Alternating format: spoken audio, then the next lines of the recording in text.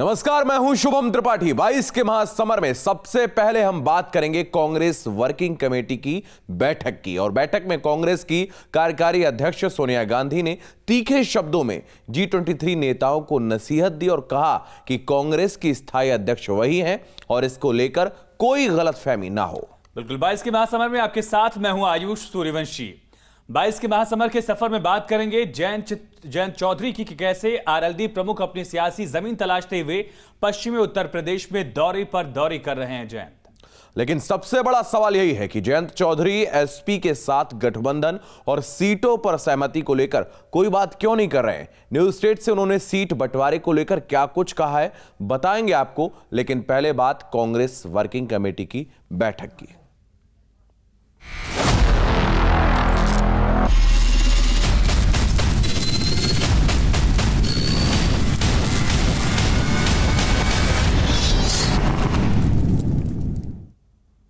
कांग्रेस में घमासान के बीच आज सोनिया गांधी की अध्यक्षता में CWC की बैठक हुई। संगठन में बदलाव की मांग कर रहे कांग्रेस के उन बागी नेताओं पर निशाना साधते हुए सोनिया गांधी ने यह कहकर जवाब दिया कि कांग्रेस की परमानेंट अध्यक्ष वही हैं।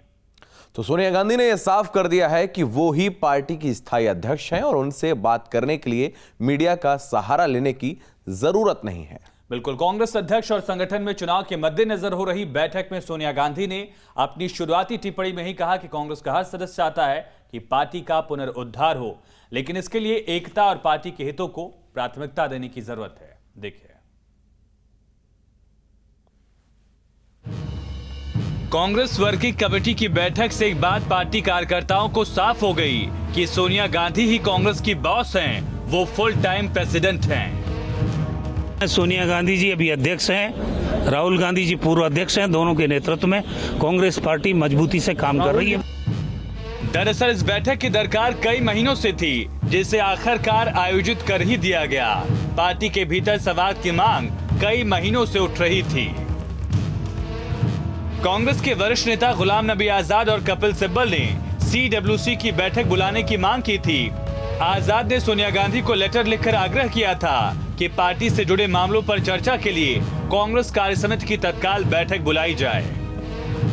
सिब्बल ने भी पार्टी की पंजाब इकाई में मचे घमासान के बीच पिछले दिनों पार्टी नेतृत्व पर सवाल खड़े किए थे और कहा था कि कांग्रेस कार्यसमिति की बैठक बुलाकर इस स्थिति पर चर्चा होनी चाहिए और संगठनात्मक चुनाव कराए जाने चाहिए।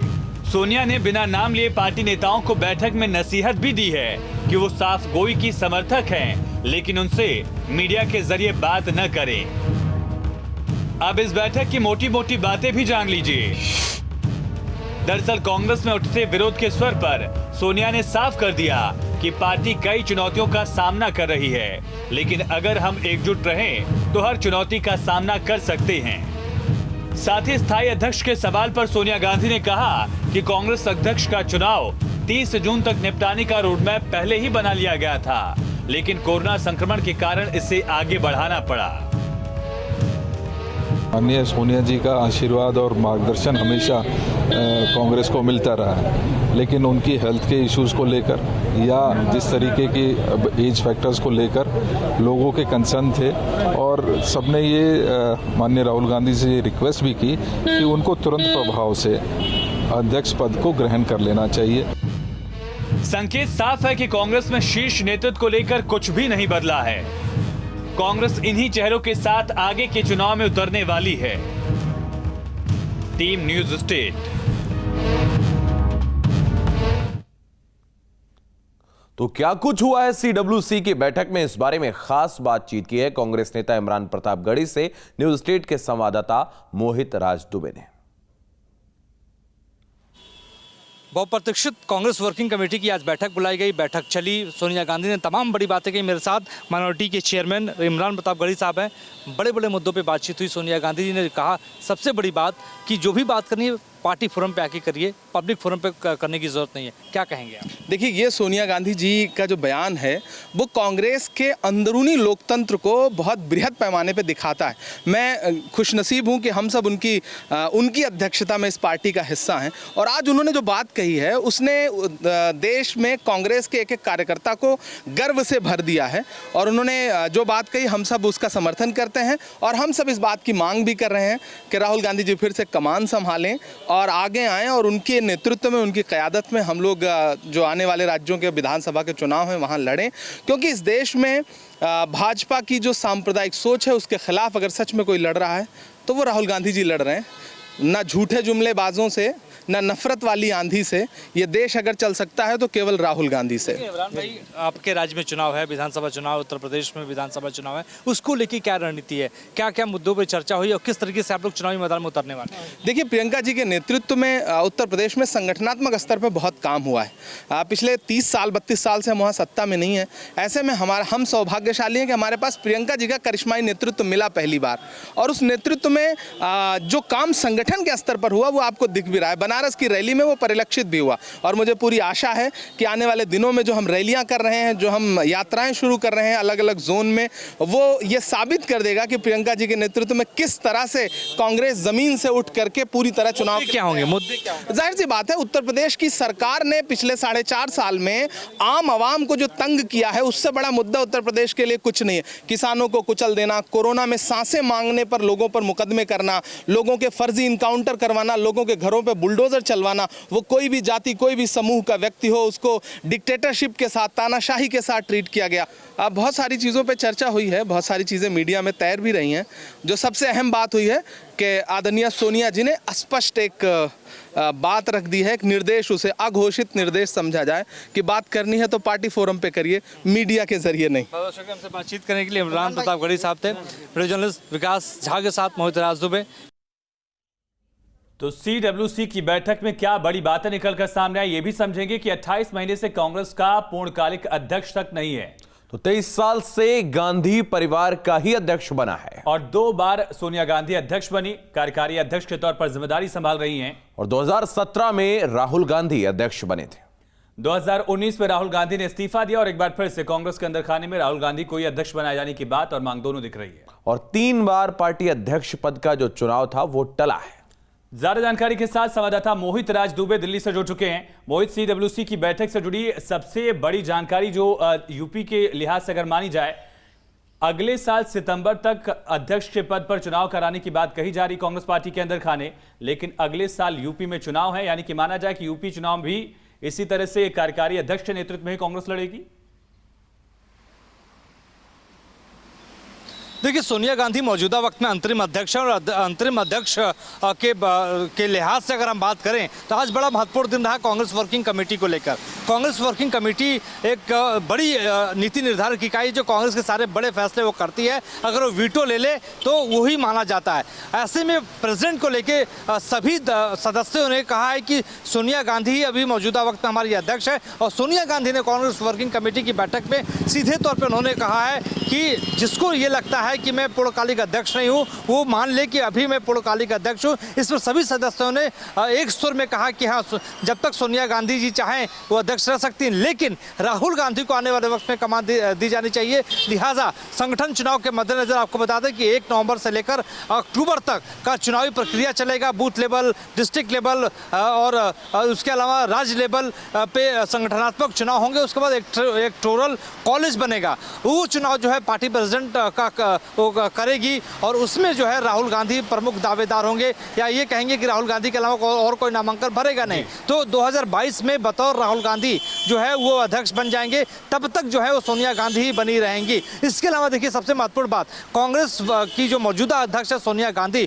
उन्होंने एक मैसेज देने की कोशिश की है कि एकता का पाठ पढ़ाया, उन्होंने अनुशासन का पाठ पढ़ाया। उन्होंने उन नेताओं को बोला जो लगातार मीडिया में आके बयानबाजी करते हैं, उनको कहा कि आप संयम बरतिए, नियंत्रित रहिए, अनुशासन में रहें, नहीं रहेंगे तो पार्टी को बड़ा नुकसान होगा। लोकतांत्रिक ढंग से पार्टी फोरम पे आके आप आइए, बातचीत करते हैं और उसका समाधान निकालते हैं। तो सीधे तौर पे जो G23 या संतुष्टों का जो समूह लगातार ये कहा जाता है, चाहे कपिल सिब्बल की बात कर ले या दूसरे नेताओं की बात कर ले, उन्होंने सीधे कहा था कि बड़े बड़े जो पार्टी में फैसले हो रहे हैं उसकी जवाबदेही तय होनी चाहिए, कांग्रेस वर्किंग कमेटी की बैठक बुलाई जानी चाहिए। लिहाजा सोनिया गांधी ने कांग्रेस वर्किंग कमेटी की बैठक बुलाई और बैठक में सीधे तौर पर उन्होंने कह दिया कि जो भी पार्टी के बड़े फैसले हो रहे हैं वो मैं कर रही हूं और जो भी आपको बात करनी है डायरेक्टली आके मुझसे आप कर सकते हैं। यानी एकता का पाठ पढ़ाते हुए एक रणनीतिक जो है उन्होंने बातचीत ये कही कि एक मैसेज देने की कोशिश की, क्योंकि आने वाले वक्त में विधानसभा चुनाव है, उससे पहले अगर पार्टी एकजुट नहीं होगी तो बेहतर ढंग से पार्टी कांग्रेस जो है चुनाव नहीं लड़ पाएगी। चलिए मुझे तमाम जानकारी के लिए बहुत शुक्रिया आपका। तो अब बात करेंगे पश्चिमी यूपी में अपनी खोई हुई सियासी जमीन और विरासत को पाने के लिए आरएलडी प्रमुख जयंत चौधरी लगातार जन आशीर्वाद पथ सभा कर रहे हैं। बिल्कुल इसी कड़ी में आज सहारनपुर के गंगोह में भी जयंत चौधरी जन आशीर्वाद पथ यात्रा में शामिल हुए, पथ सभा को संबोधित किया। लेकिन क्या आरएलडी के लिए पश्चिम उत्तर प्रदेश के वोट बैंक को साधना इतना आसान हो पाएगा? क्योंकि चुनाव में महज कुछ दिन बचे हैं और दोनों पार्टियों में सीट बंटवारे को लेकर सियासी पेच क्या सुलझ पाएगा, ऐसा लग नहीं रहा है।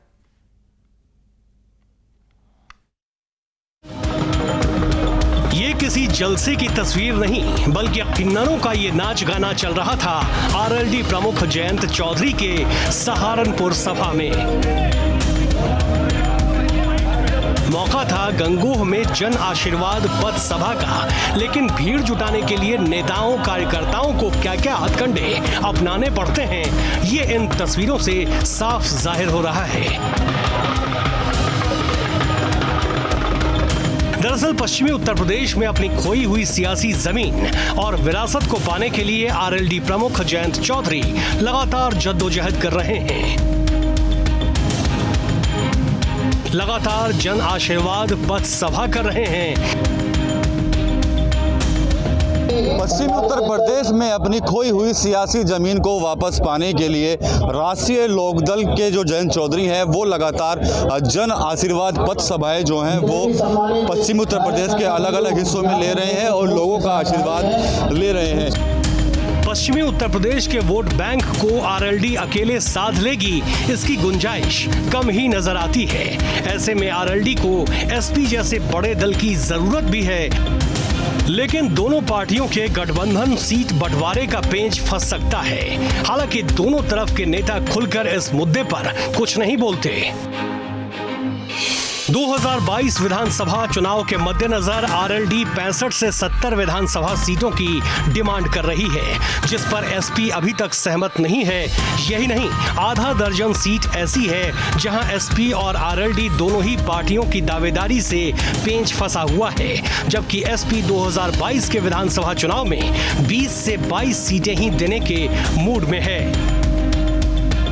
गठबंधन को लेकर क्या कुछ रहेंगे? गठबंधन करने जा रहे हैं? बातचीत चल रही है, देखिए क्या कुछ कहीं बातचीत में कुछ लग रहा है, अभी कुछ निकल कर आया सामने? अभी कोई चीज़ है नहीं, जब होंगी तब घोषणा करेंगे आपके। Thank you. बीजेपी साफ तौर पर कह रही है कि चाहे अखिलेश यादव हो या जयंत चौधरी हो, दोनों नेता विरासत की सियासत करते हैं। दोनों ही नेताओं ने अपने अपनी पार्टियों को पतन के कगार पर ले जाकर खड़ा कर दिया है। ये चाहे साथ साथ लड़ें या अलग अलग, इनकी पराजय इस बार भी साफ दिखाई दे रही है। प्रदेश में होने वाले विधानसभा चुनाव में अब बहुत कम दिन बचे हैं। ऐसे में सियासी दल भले ही अपने अपने पत्ते न खोल रहे हों, लेकिन कई बार जनता के बीच देर से संदेश जाने से उन्हीं को नुकसान उठाना पड़ता है। सहारनपुर से विकास के साथ टीम न्यूज़ स्टेट। तो हमारे साथ हमारे सहयोगी हिमांशु शर्मा इस वक्त अधिक जानकारी के लिए जुड़ रहे हैं, उनके पास चलेंगे। हिमांशु, अगर हम देखें तो आरएलडी ज्यादा से ज्यादा सीटें यहां पर मांगने की बात कर रही है समाजवादी पार्टी से, लेकिन समाजवादी पार्टी की अगर हम बात करें तो 20 या 22 सीट से ज्यादा देने के वो मूड में नहीं है। तो ऐसे में क्या ये दोनों दल एक साथ आ पाएंगे और पश्चिम उत्तर प्रदेश में इनका गठबंधन हो सकेगा? देखिए, जैसे जैसे चुनाव की जो तारीख है वो नज़दीक आएगी, दोनों ही गठबंधन आपस में जो बातचीत का सिलसिला है वो जारी रखे हुए हैं और कुछ ना कुछ स्पष्ट तस्वीरें सामने आएंगी। क्योंकि जब आज जयंत चौधरी से बात की गई, पहले वो सहारनपुर के गंगोई में थे, उसके बाद गाजियाबाद के मुरादनगर के अंदर भी वो सभा में शामिल हुए। उनसे जब सवाल किया गया तो उनका कहना था बात चल रही है और अच्छा नतीजा निकल कर आएगा। तो पॉजिटिव साइन निकल रहे हैं, यानी अखिलेश यादव से उनकी जो बातचीत है वो लगातार जारी है। जो सीटों के बंटवारे की बात है, जब इस पर सवाल किया जाता है तो दोनों ही दल चुप्पी साध लेते हैं, चाहे वो अखिलेश यादव हो चाहे जयंत चौधरी हो। हाँ, ये जरूर है, जयंत चौधरी ने ये जरूर स्पष्ट किया कि इससे पहले भी अलायंस यानी गठबंधन में वो चुनाव लड़ चुके हैं और इस बार भी गठबंधन में चुनाव लड़ेंगे। लेकिन सीटें कितनी होंगी, कितनी सीटें आरएलडी के खाते में मिलेंगी, इस पर अभी स्थिति स्पष्ट नहीं है। यही वजह है कि आखिरी पेज तक यानी आखिरी तारीख तक पेज अटका हुआ है सीटों को लेकर। अगर सीटों की सहमति नहीं बनती है तो हो सकता है गठबंधन ना हो। के लिए बहुत शुक्रिया। पेज फंसा हुआ है, बातचीत चल रही है, दावे किए जा रहे हैं, लेकिन क्या गठबंधन हो पाएगा? होता है तो कितनी सीटें आरएलडी को दी जाती हैं, देखना होगा। एक छोटे से ब्रेक के लिए यहां पर रुकते हैं।